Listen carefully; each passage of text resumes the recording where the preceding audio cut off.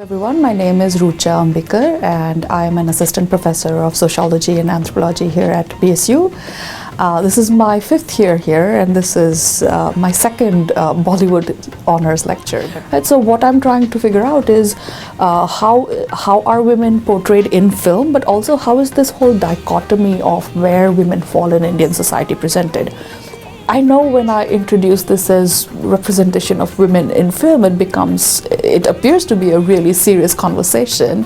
And while it will be that, one of the things that I will focus on is a lot of clips from different movies to actually demonstrate what I'm talking about. So this is very much in light of, a demonstration, not just a lecture. And so I hope it will be enjoyable in trying to get a glimpse of what a strong woman looks like, what a good mother looks like, what a really attractive woman dancing looks like, and what really strong, powerful women taking back power look like. So I think I'm trying to find representation of all of these different shades of being a woman.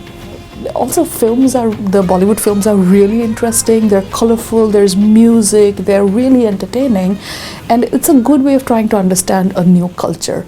So